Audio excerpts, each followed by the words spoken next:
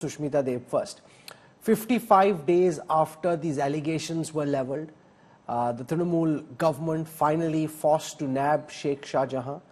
Would you concede that this is advantage BJP just before the Lok Sabha elections? This whole issue, the narrative that's been built, pushes the Trinamool government on the back foot, where they're now having to defend, to justify, whereas it's the BJP that's coming all guns blazing. Sushmita Dev.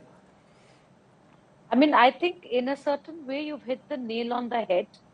The entire politicization of Sandesh Khali is owed to the fact that we are barely a month or 2 months away from the Lok Sabha election.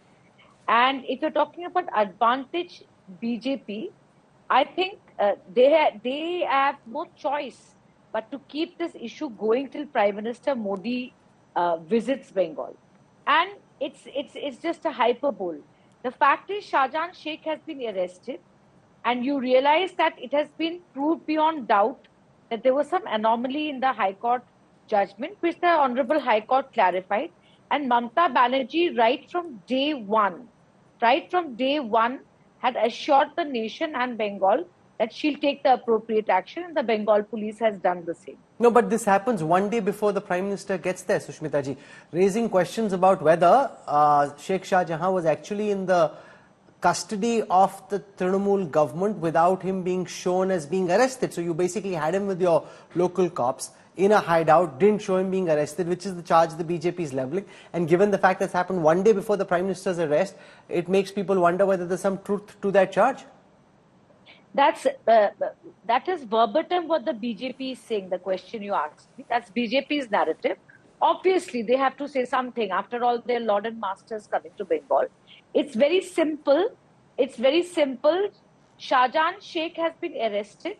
That was the commitment of the Bengal police. They've delivered on it. If he had been arrested one day after Prime Minister Modi had come and gone, then the question would have been, how come it happened within 24 hours of Prime Minister Modi's speech? So when you make up your mind that no matter what Mamata does, you're going to criticize her because you can't beat her in an election, those are the kind of narratives that comes out.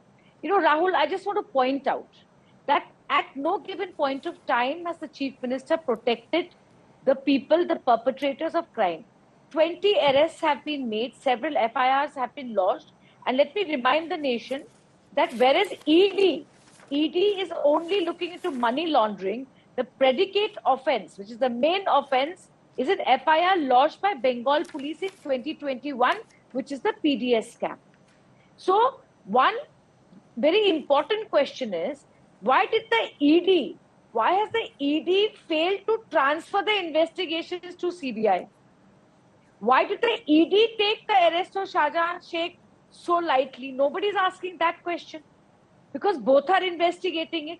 Bengal police has done their job. And I wish that this whole issue of the High Court order saying we are staying investigation had been brought up before and clarified before. I'm sure that it would have been a faster action in case of Sandesh. Also, look at the charges that have been levelled. Questions being asked about, the lack of severity in the charges, that they seem to be relatively minor offences. There are charges of punishment for writing armed with deadly weapons, unlawful assembly, criminal force to deter public servants from discharge of their duty, mischief causing damage to the amount of 50,000 rupees, punishment for a act causing voluntary hurt, punishment for criminal intimidation. The charge is that the kind of rape, murder charges that have been levelled against him, your FIR doesn't include those charges. Okay, let me explain this. Please do not give the impression to your viewers that we're putting lighter sections when it comes to Shah Jahan Sheikh. There are several FIRs pending against Shah Jahan Sheikh. There are FIRs of sexual assault, there's FIR of land grabbing, and what you're reading out is the FIR on the basis of the attack on ED. Okay, so this is just the beginning. This is just the beginning of what is the course of action of the legal process that's going to take place over the next few days against Shah Jahan Sheikh. And you will be here, I will be here. No, so let's take a look at these images. When we debate again, you'll see the different sections. Sushmita ji, I want viewers to take a look at the images on your screen right now. Look at the manner in which Sheikh Shah Jahan is strutting. There he is. Just take it full screen, please. He's walking as if he's Shah Rukh Khan or Mark Zuckerberg who's just landed in Jamnagar. The police escorting him. He's, signaling, waving to the crowd as if he's some big star. He gets in and the cops are actually giving a protect. He doesn't, in the manner in which your police force is treating him, it doesn't appear as if here is a main accused in a very serious case. He seems to be getting VVIP treatment from the police. You see, that is a video of Shah Jahan Sheikh being arrested, number one, and being taken to a police station. Now, Rahul, again, you're sounding like the BJP. As a national spokesperson of a party, do you want me to debate about the body language of an accused? Whether the police is walking behind him or in front of him? If you think he's being brazen, that's your opinion, but I don't think this is a matter of national debate. The man is in jail. He's been taken to custody remand for 10 days. That's the thing you should be debating. Are you and I going to say, why is his chest out? Why is his arms up? And why is his finger up? I mean, I can't debate on that. Ask me a question on a substantive issue. I'll answer it sincerely.